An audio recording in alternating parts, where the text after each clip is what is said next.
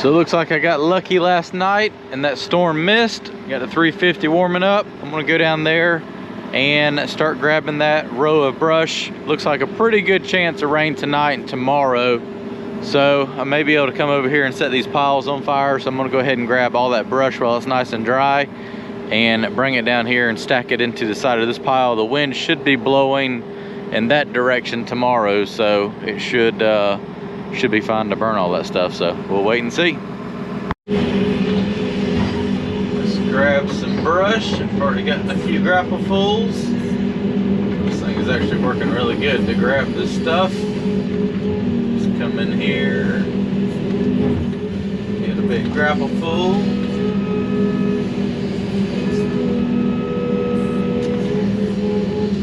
Back up a little bit and see if I can grab what's left.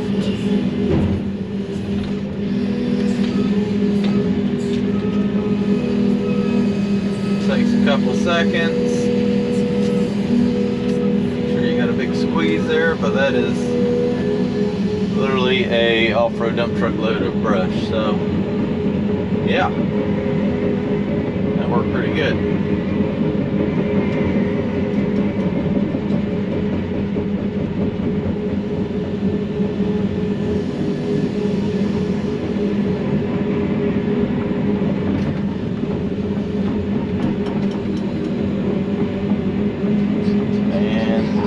To get a little bit of a track, but it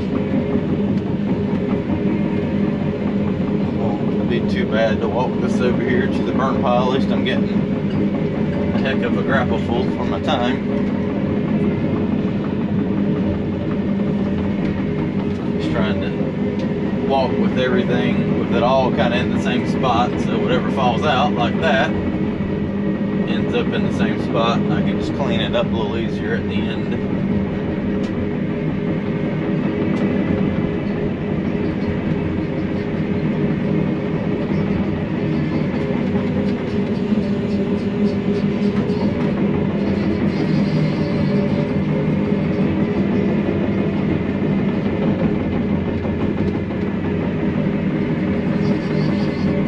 Definitely going to be a pretty good burn pile.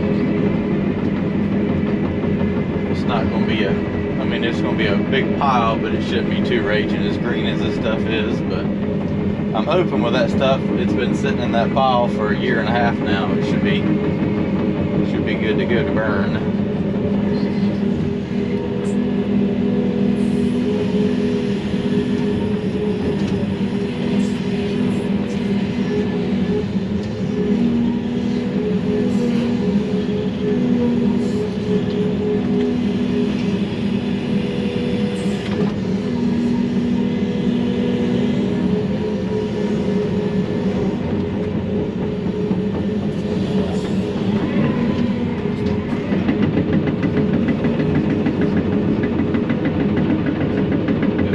Grab another one.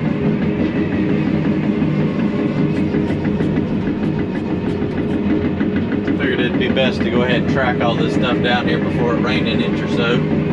This would turn pretty muddy, I think.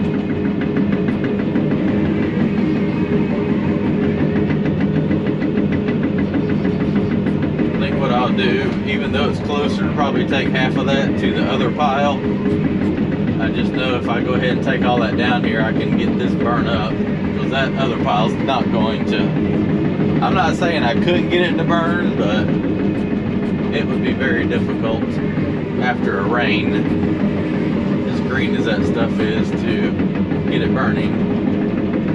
It'd be a lot of smoke. So I think I'm just going to leave that well enough alone, give that some more time to dry. Not in a huge hurry on this job by no means, so if it sits there for another week or so, it's not going to hurt anything but dry out some more and just make it easier to burn.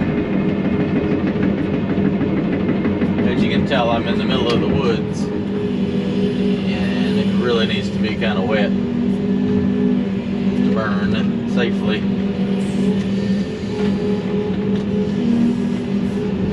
Without setting everything on fire.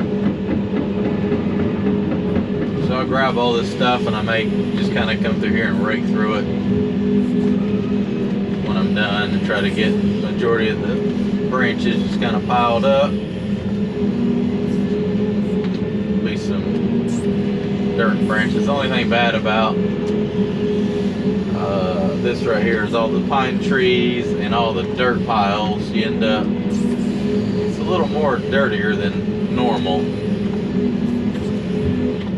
All those piles of dirt from when they dug that ditch out many years ago just kind of had to get knocked down and ends up mixed in with the brush and mess and kind of makes a little bit of a mess.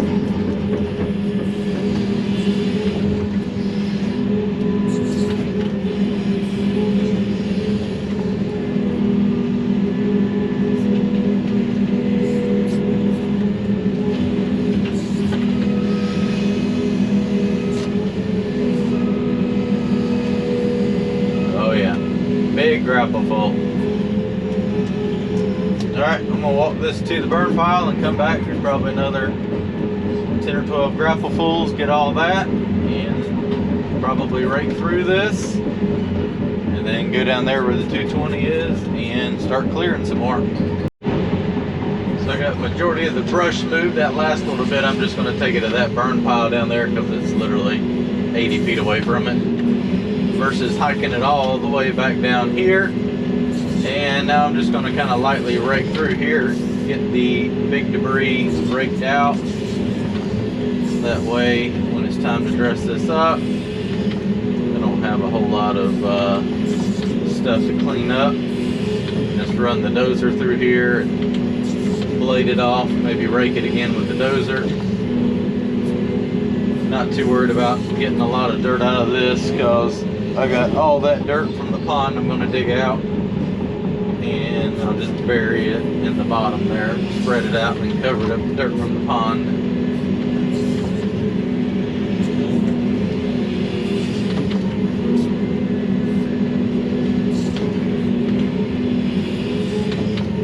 Just trying to get this leveled out a little bit and majority of the sticks raked up.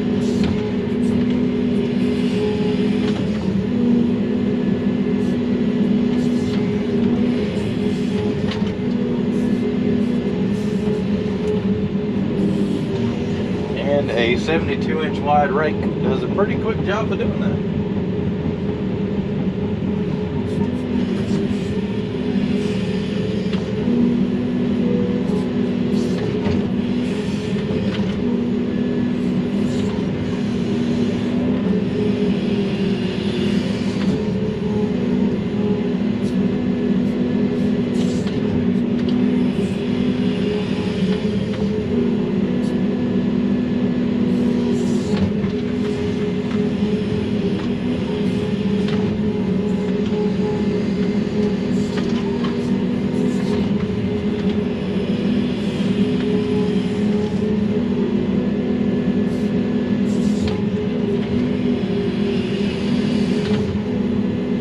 Definitely see the old road bed now, or the old, I guess where the future road was going to go before they abandoned everything. But they just took the dirt and just casted it everywhere. All they had to do was just spread it out, but that never happened, and it just dammed up everything. Trees grew on it. It's just a mess. You can see how long it's been because that tree that's in the bottom of the ditch is probably 20 years old at least.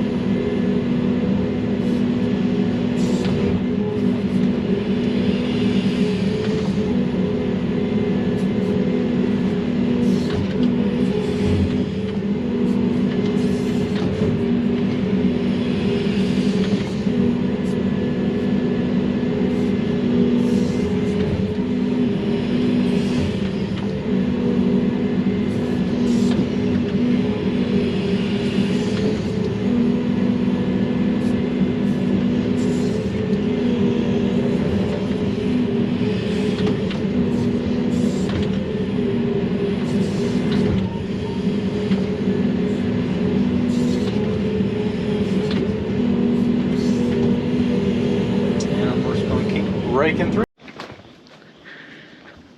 Well, that worked really good. Got quite the pile of brush here.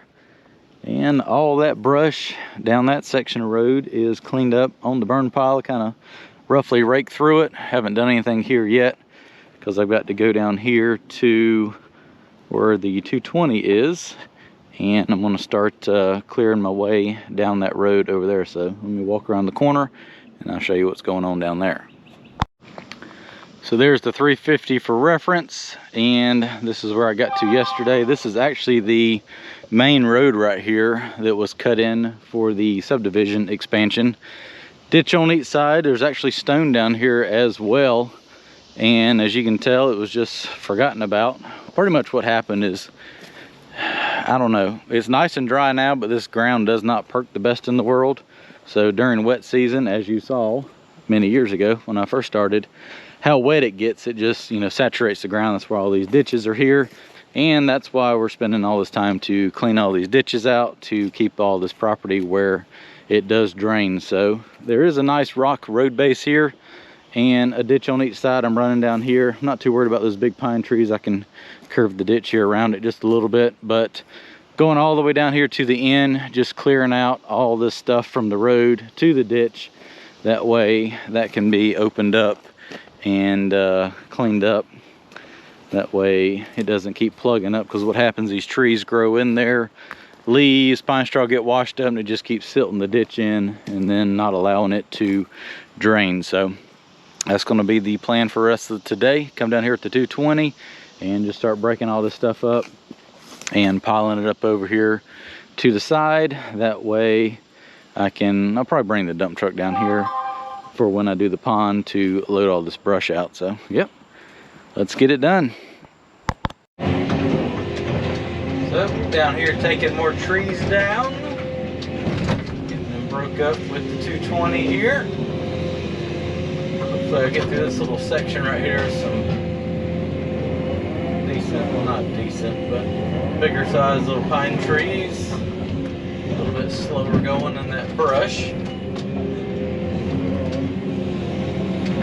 As I get through those, hopefully I can pick up speed a little bit, clearing that smaller stuff.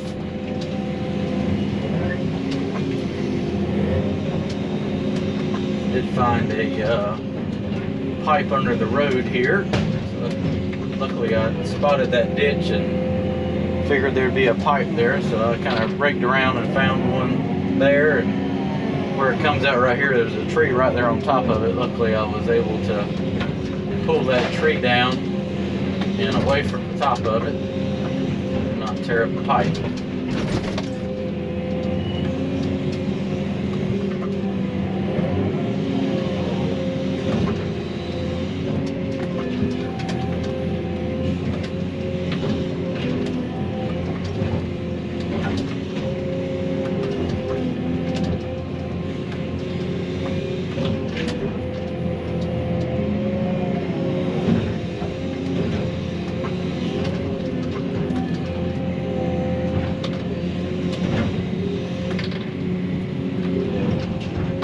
Gnats are out now. They followed me back from lunch. Now they're in the machine, aggravating me. Well, one day I'll be able to grab this.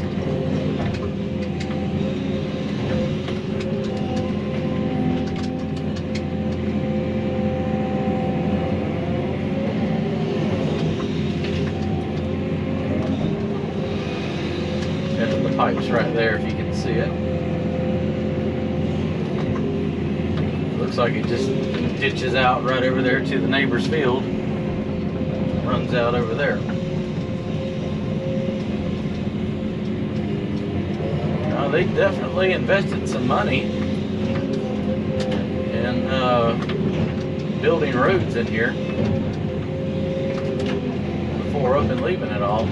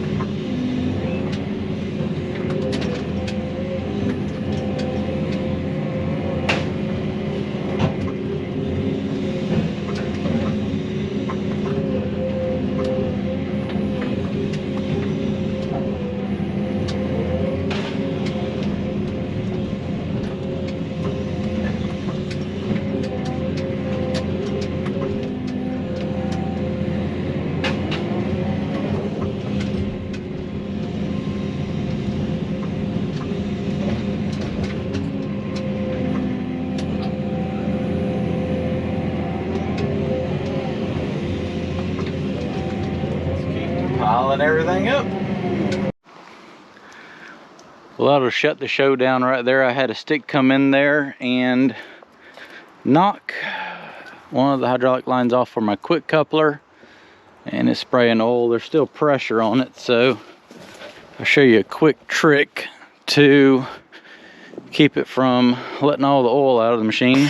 If you let all the pressure out of the tank here, it won't keep pumping oil out.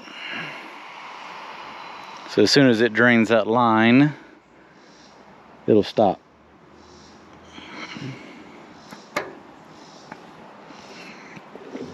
The reason there's more oil gushing out is because I had the bucket curled in so that I could see what happened.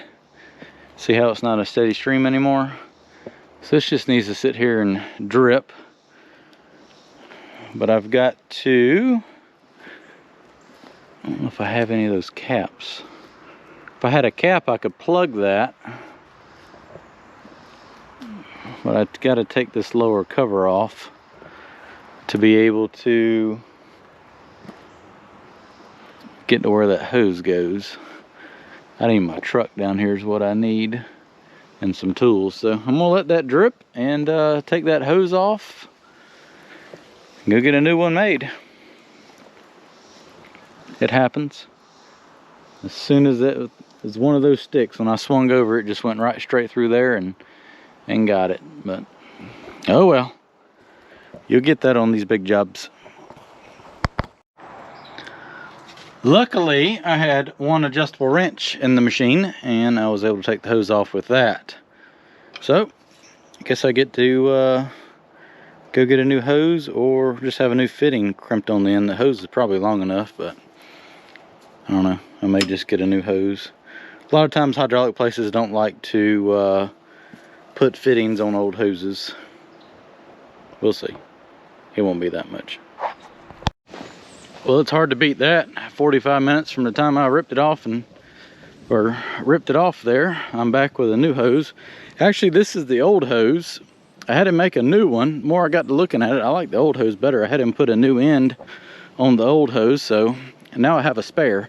I think I'm going to use the new hose as a spare because this is a better hose. It's abrasion resistant, and a lot of these hoses are actually fire resistant. So yeah, we kind of need some fireproofing when you're sticking into the fires there a lot. So I think I'm going to put the old hose back on. All right, moment of truth. Let's see. Make sure everything is fixed. Should be.